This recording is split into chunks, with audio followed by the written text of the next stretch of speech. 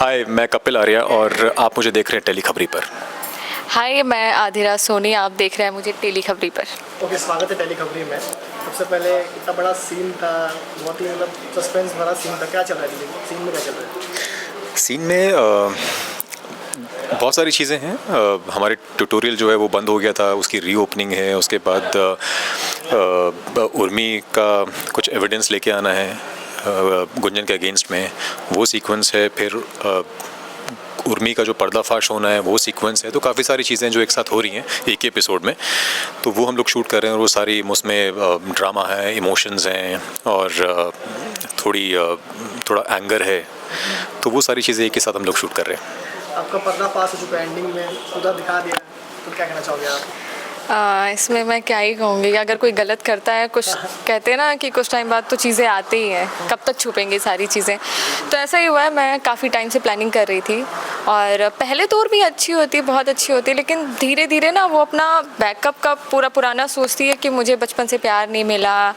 अगर मेरी जो सगी मम्मी थी उन्होंने मुझसे ज़्यादा अपनी सौतेली बेटी को प्यार दिया, तो उसे ना कभी प्यार नहीं मिला होता है। और जिससे वो शादी करती है, लव मैरिज ही करती है, लेकिन वो कमाता नहीं है, तो उसको एक हिसाब से पैसे का भी है कि नहीं, जिससे प्यार मिल रहा है वो कमाता भी, वो पैसे भी देता हो तो वो भी है उसका। तो अभी उसको एक ऐसा इंसान मिल गया यहाँ पे जो कमाता भी है और जो बहुत प्यार भी बांटता है।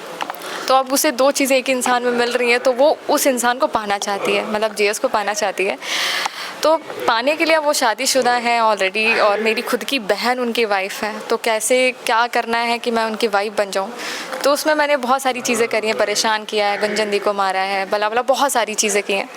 लेकिन क्या होता है कि गुंजन दीदी अपना रूप बदल कर आई हैं और मुझे शक हो रहा है कि मेरी गुंजन दीदी नहीं है, क्योंकि वो इतनी सीधी सादी संस्कारी बन के आती थी, अभी तो बिल्कुल उनका लुक हुलिया ही चेंज हो गया है।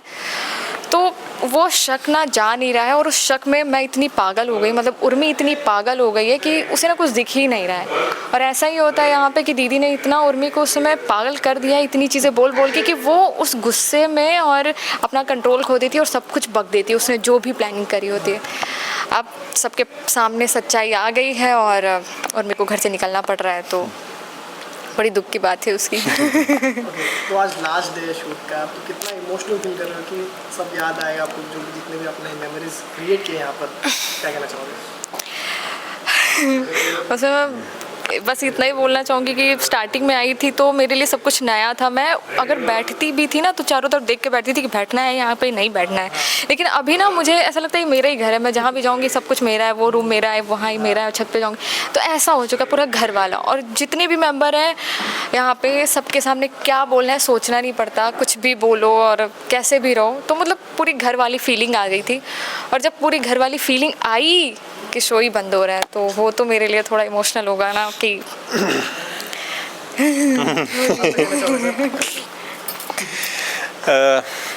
यार लास्ट डे शूट का ऑफ कोर्स अच्छा नहीं होता है किसी भी शो में, जब हम लोग किसी शो का पार्ट बनते हैं और उसमें जब क्लाइमैक्स डे होता है, जिस दिन हम बोलते हैं कि दी एंड हो रहा है शो, तो वो फीलिंग जब तक वो फाइनल आपको पैकअप ना बोल दिया जाए तब तक आपको डाइजेस्ट होने में थोड़ा टाइम लगता है। लेकिन फाइनली जब होता है ना कि पैकअप है और ये शो रैप अप हो रहा है, तो वो जो मोमेंट होता है ना वो थोड़ा सा डिफ़िकल्ट होता है हर एक एक्टर के लिए, इवन टेक्नीशियंस जितने भी लोग सेट पे साथ में काम करते हैं उन सब के लिए। तो अभी वो है, अभी 4-5 घंटे बाकी हैं उस चीज़ के लिए, तो तब तक वो चीज़ें जो है अभी सिंक इन होना बाकी है। लेकिन एक बार जब बोलेंगे तो उसके बाद फिर वो रियल टाइम में जब इमोशन निकलेगा वो थोड़ा डिफरेंट होगा कि कल से आपको फिर वापस से सेट पे शायद नहीं आना होगा, आप इन लोगों से वापस से नहीं मिलोगे, आपका जो पूरा दिन का प्रोसेस है वो वैसा नहीं होगा, आप शायद फिर वापस से किसी और एक नई जर्नी के लिए निकल चुके होंगे। तो बट यही लाइफ है यार, आप एक चीज़ से कभी स्टिक हो गए तो पूरी ज़िंदगी नहीं निकाल सकते हो, आपको हमेशा कहीं ना कहीं आगे निकलना पड़ेगा। तो वही है यार कि जो होता है अच्छे के लिए होता है, everything happens for a reason. तो let's hope for the best.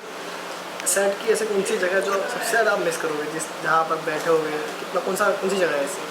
यार हम लोग यहाँ पे लिविंग एरिया में बैठते हैं, जो हमारा सेट का लिविंग एरिया है, वहाँ पे हम लोग सब बैठ के बात करते हैं। जब हमारी पूरी फैमिली होती है साथ में तो वो एक एरिया है। बाकी अपने रूम्स तो हैं यार, हम रूम्स में बैठ के चिट चैट करते हैं, साथ में खाते हैं, पीते हैं, गॉसिप करते हैं। तो वो एक जगह है जहाँ पे हम लोग काफ़ी बैठते हैं और बातें करते हैं। आप कौन सी जगह मिस करोगे? मैं भी हॉल, क्योंकि मैं वहाँ के वहीं सो भी जाती हूँ, वहीं खाती भी थी, वहीं बैठ के बातें भी करती थी, घूमती थी, डांस भी वहीं करती थी। तो मेरे लिए सबसे मेन वही है जो मैं मिस करूँगी, पूरा हॉल। तो लास्टली फैंस के लिए क्या कहना चाहते हो? इतना प्यार देते थे, जो कमेंट्स करते थे और रील्स बनाते थे प्यारे प्यारे, तो आप क्या कहना चाहोगे जाते जाते लास्टली? कि ऐसे ही अगर मैं किसी अगले शो में आ रही हूँ तो ऐसे ही बहुत सारे रील्स बनाते रहो और मुझे फेमस करते रहो यार। आप क्या कहना चाहोगे फैंस को?